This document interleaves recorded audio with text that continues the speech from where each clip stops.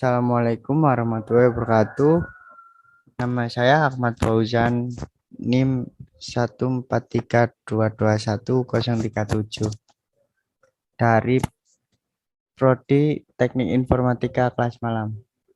Di sini saya akan membacakan sedikit materi tentang organisasi dan arsitektur komputer. Baik, untuk materi yang pertama,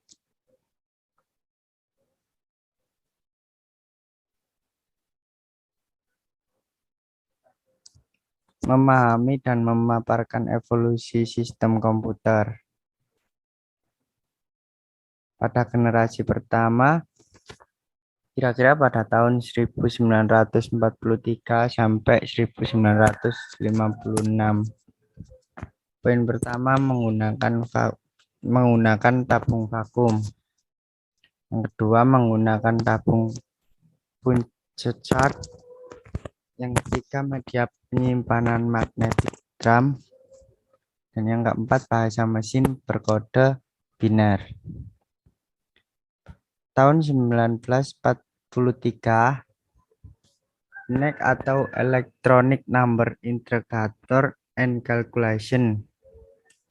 Poin pertama dirancang oleh Maudsley and Eckert.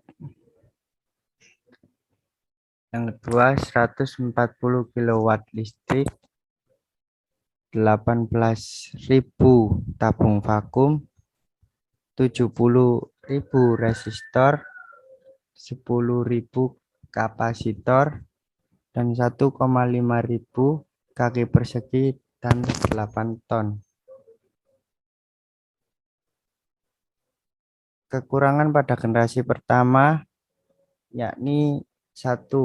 Operasi kontrol I/O yang tidak efisien, yang menghasilkan unjuk kerja keseluruhan sistem yang buruk.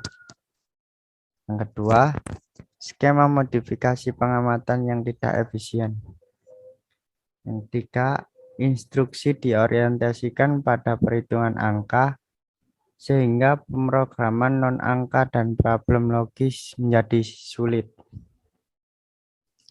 Yang keempat, tidak adanya fasilitas linking program seperti instruksi untuk memanggil subroutine yang secara otomatis menyimpan alamat program pemanggil. Dan yang terakhir, aritmatika floating point tidak diimplementasikan, khususnya karena harga perangkat keras yang diperlukan. Lanjut pada generasi kedua, yakni pada tahun 1957 sampai 1964. Poin pertama ialah menggunakan transistor. Yang kedua media penyimpanan magnetic core. Yang ketiga ditambah pita magnetik sebagai media penyimpanan eksternal. Yang keempat, daya listrik yang dibutuhkan oleh komputer generasi kedua lebih kecil dari komputer generasi pertama.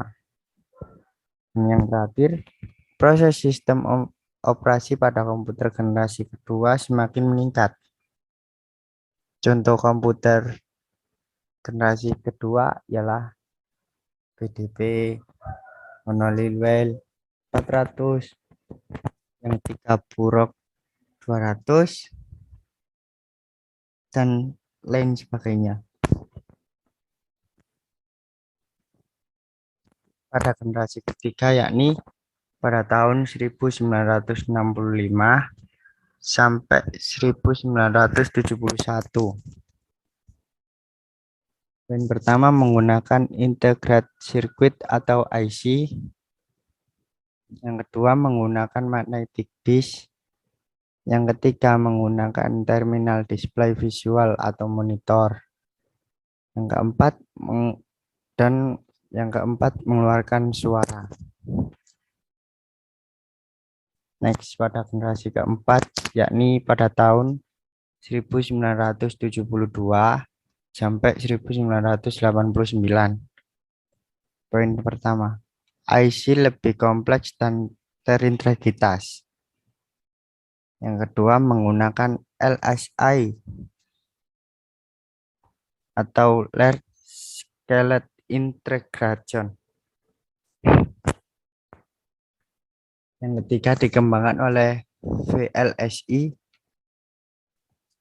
Dan yang keempat menggunakan mikroprosesor dan semikonduktor. Untuk materi yang kedua, karakteristik komputer dari masing-masing generasi. Pada generasi pertama yakni pada tahun 1943 sampai 1956. Karakteristiknya sebagai berikut. Penggunaan tabung vakum dalam sirkuit elektronik dan merkuri. Device link sebagai memori.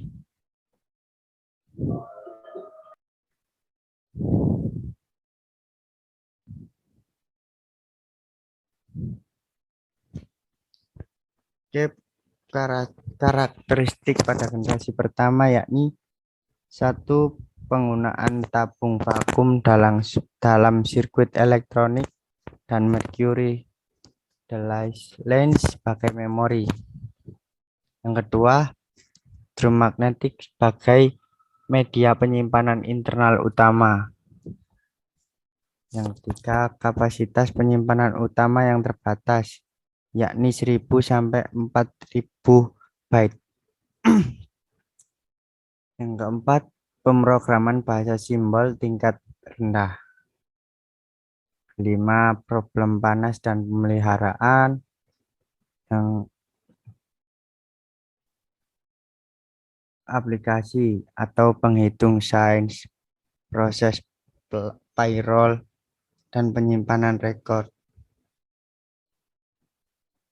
Dan yang selanjutnya waktu siklus atau milidetik.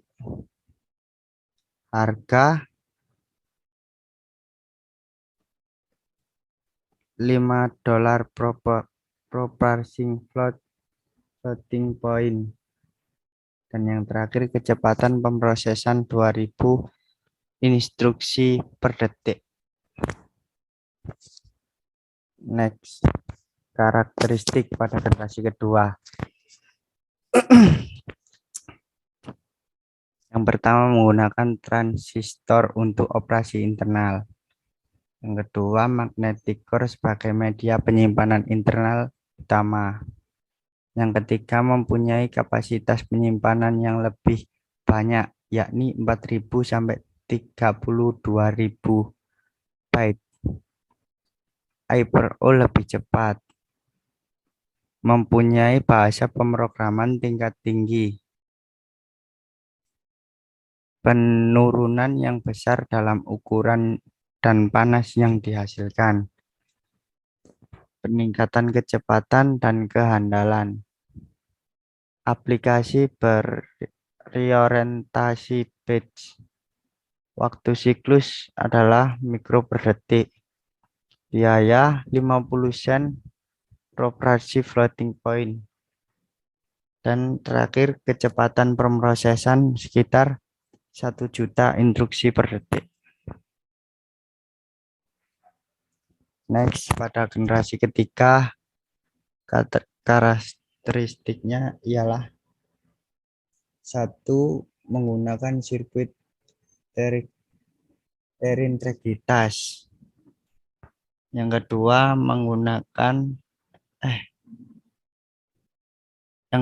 magnetic core dan penyimpanan utama yang padat, yakni 32.000 sampai 3 juta byte.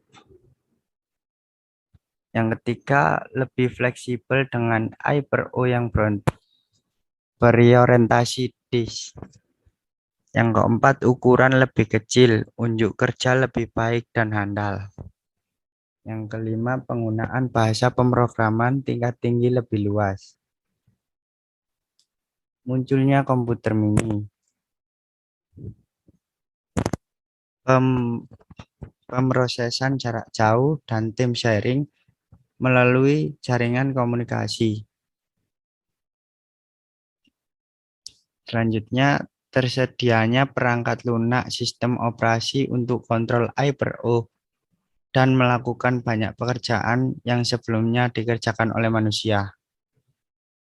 Waktu siklus nanodetik dan biaya 50 sen per operasi floating point. Kecepatan pemrosesan 10 MIPS. Pada generasi keempat, yakni karakteristiknya yang pertama menggunakan large scale integrated circuit large iya dah. Oh. Pada generasi keempat memiliki karakteristik menggunakan SiC.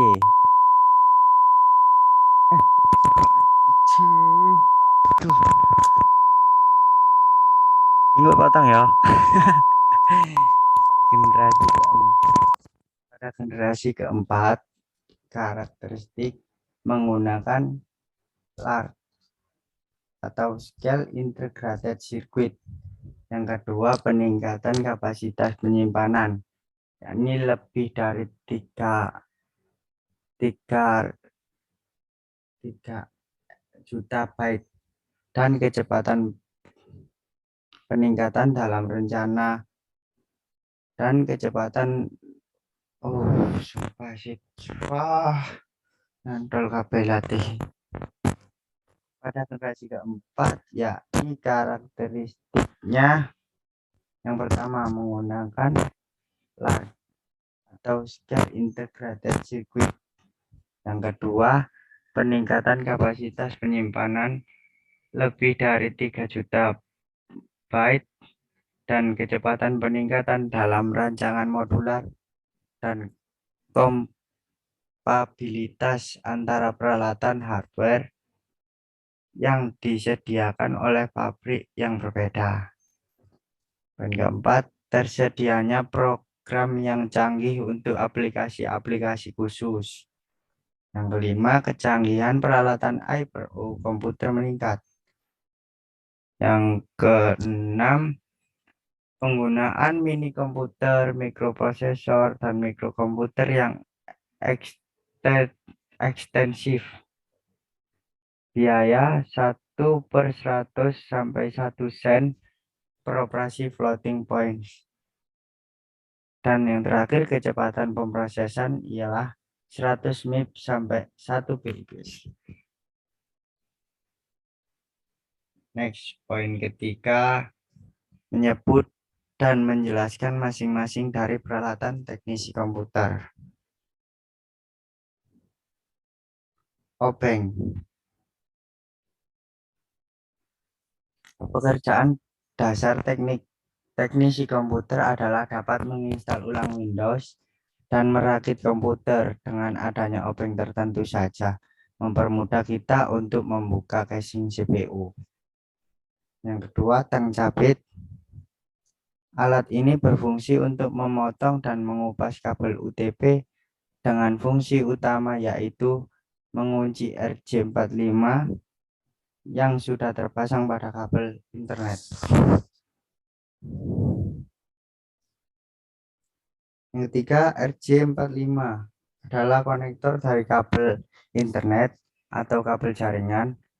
Ada yang berbahan plastik dan ada juga yang berbahan dilapisi besi. Yang keempat, line tester. Line tester digunakan untuk mengecekkan kabel UTP yang telah terpasang pada RJ45 atau RJ11. Alat ini dapat mengecek hasil kabel internet yang kita buat sudah bagus atau belum.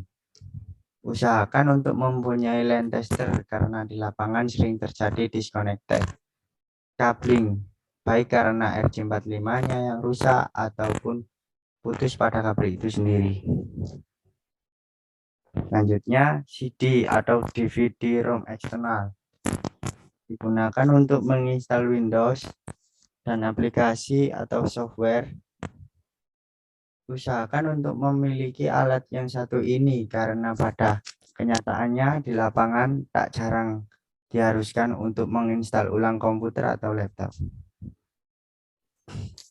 Selanjutnya kabel backcord adalah kabel UTP jenis Started to Serabut yang berfungsi untuk menghubungkan perangkat pasif ke aktif. Standar sendiri maksudnya adalah lebih lentur dibandingkan kabel UTP. Contohnya kabel backcord atau akan berfungsi pada saat kita membutuhkan transmisi kabel untuk mengecek router.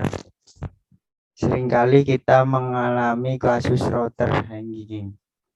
Untuk tes router, kita membutuhkan kabel internet untuk setting ulang.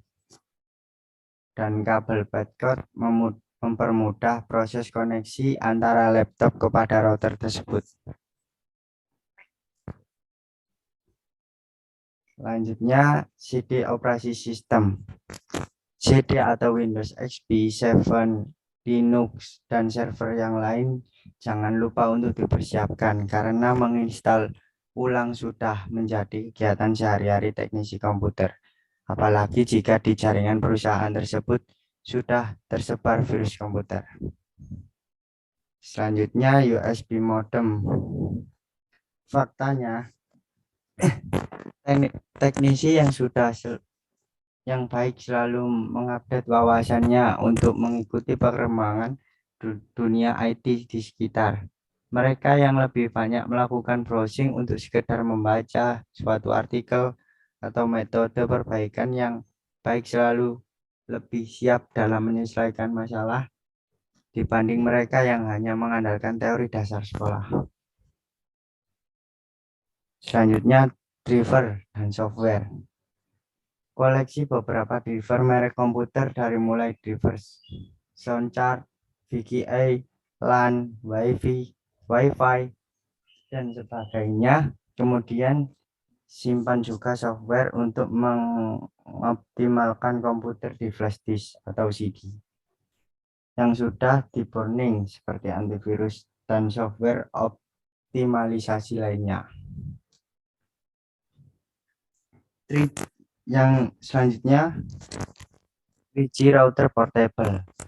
Alat ini digunakan bila port laptop kita rusak atau untuk mengkoneksikan laptop kita ke suatu jaringan tanpa media kabel.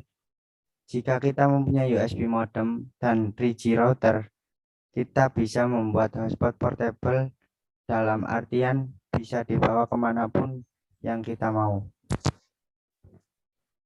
Next, selanjutnya hardware cadangan. Simpan beberapa hardware cadangan seperti hard disk bekas, RAM, dan power supply bekas yang masih jalan untuk mengganti perangkatnya rusak. Penghapus. Alat ini mempunyai fungsi lain, yaitu untuk membersihkan kuningan dalam perangkat komputer seperti RAM dan VGA card. Bersihkan bagian kuning pada perangkat yang dianggap bermasalah dengan alur satu arah.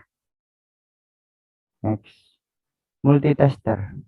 Fungsi multitester atau fungsi multimeter atau multitester ialah satu, mengukur tegangan AC, yang kedua mengukur tegangan DC, yang ketiga mengukur kuat arus DC, yang keempat mengukur nilai hambatan.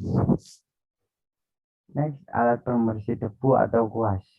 Tidak sedikit komputer yang hanging adalah karena ulah debu yang mengganggu kinerja hardware.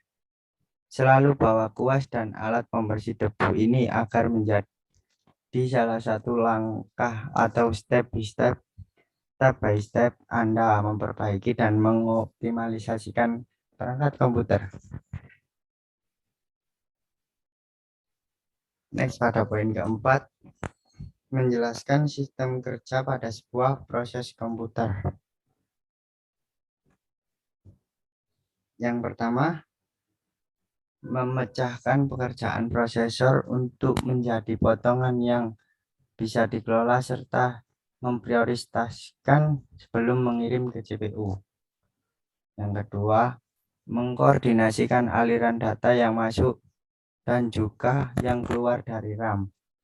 Kemudian menentukan kapan waktunya untuk menggunakan memori virtual di hard disk untuk menambahkan jumlah RAM jika tidak mencukupi. Yang ketiga, menyediakan antarmuka yang berbasis perangkat lunak antar komponen dan juga setiap perangkat yang terhubung menuju komputer. Yang keempat, mengarahkan tempat data yang harus disimpan dengan permanen di hard disk. Tugas lainnya seperti membaca, membuat, menyalin, atau memindahkan, serta menghapus dokumen. Baik, sekian sedikit penjelasan dari saya. Apabila ada salah tutur kata, saya mohon maaf yang sebesar-besarnya. Terima kasih.